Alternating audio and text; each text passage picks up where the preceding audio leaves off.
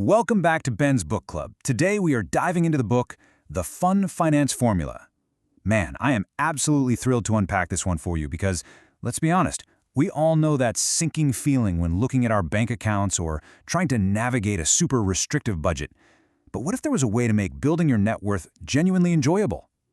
Queenie Tan's 2025 bestseller completely flips the script on personal finance, transforming it from a miserable chore into something you actively want to do.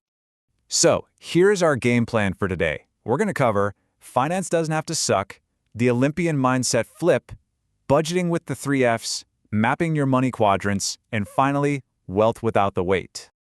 All right, Section 1. Finance doesn't have to suck. What if building wealth actually felt like a fun hobby? Seriously, I want you to just sit with that for a second. Because most of us are so tired of being told what we can't do, right? We're exhausted by spreadsheets that just scream deprivation and that constant nagging guilt over buying a simple latte. Queenie Tan argues that the real reason people fail at money isn't a lack of math skills, it's that they find the whole process completely miserable. This book is the joyful antidote to that shame-filled world. And you know, she really has the credentials to back it up. Queenie Tan isn't just speaking in hypotheticals here. She walked the walk. She went from having literally $0 at age 19, bringing in roughly $400 a week, to building a 7-figure, $1 million plus net worth in her 20s. She's a self-made millionaire, an entrepreneur, and the founder of the budgeting app Bilru. And the crazy part? She built this wealth without sacrificing her joy. Her journey is exactly why her fun framework is so incredibly resonant. Moving right along to Section 2, the Olympian mindset flip. Queenie compares wealth building to being an Olympian. Think about it. Elite athletes do not just grit their teeth and barely endure their sport. They actively love the training and the process itself. If you aren't having fun, you simply won't stick to your financial plan long enough to actually see the results. Just like an athlete, once you start loving the process of growing your money, it can feel exciting, rewarding, and honestly, even a little addictive in the best way possible.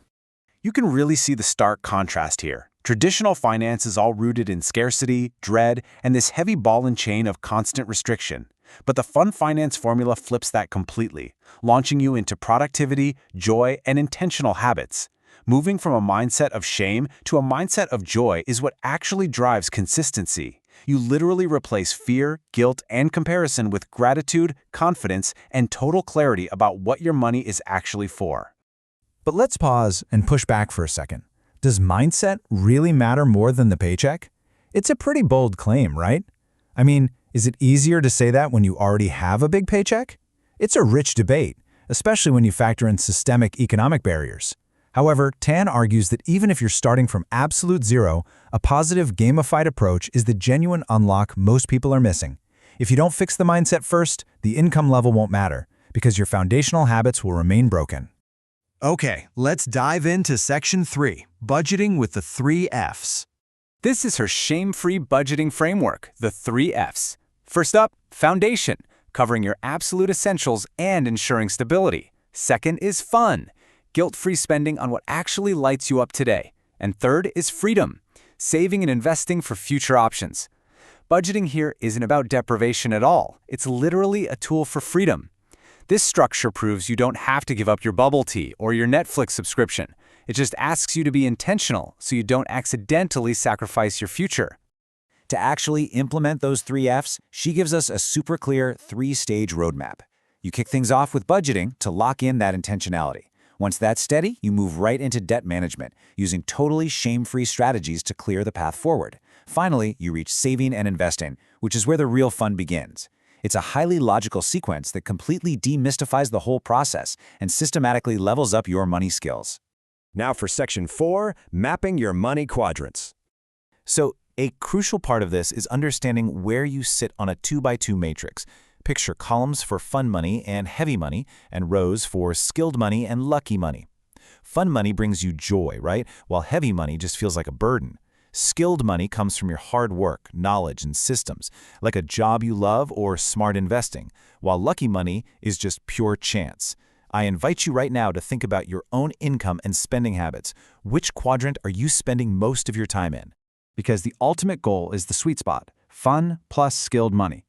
You want to generate income and spend it in a way that brings you immense joy while leveraging your own personal knowledge and systems.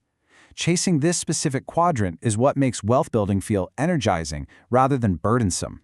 You are actively designing your money around your life, rather than just letting it control you. And that brings us to Section 5, Wealth Without the Weight. $5. For anyone out there feeling behind, this is Queenie's minimum viable first step. She proves that the barrier to entry for investing is incredibly low. You do not need to overcomplicate it with all that jargon-heavy advice. You can start building your wealth and taking advantage of compound interest today with as little as $5. It is completely accessible to pretty much anyone. To get started with that $5, you can use her 90-day goal template literally right now. You start by identifying your personal values so your money actually has a clear purpose, and then you set a short-term target. The real secret sauce here is to gamify your tracking so it's visually satisfying.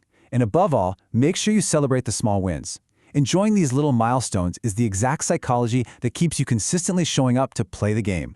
And speaking of enjoying the game, you absolutely do not have to wait until you're 65 to enjoy the fruits of your labor. Queenie advocates heavily for this concept of mini retirements. Basically, this means intentionally building experiences into your journey right now. By aligning your spending with what matters in the present, you are effectively buying forms of happiness along the way. Ensuring that building wealth doesn't mean putting your actual life on hold. I really want to leave you with this powerful quote from the book that perfectly encapsulates the entire fund finance formula. Save aggressively for the future, but spend unapologetically on the present. It is all about balance. It's about understanding that enjoying life now and building wealth for later do not have to be conflicting goals. You can and absolutely should do both. So I'll leave you with this final, provocative thought to chew on. What is one heavy financial habit you can transform into fun today? Could you gamify your savings app? Can you reallocate your budget to hit your fun and skilled money sweet spot? Start playing the game today and subscribe so you don't miss an episode.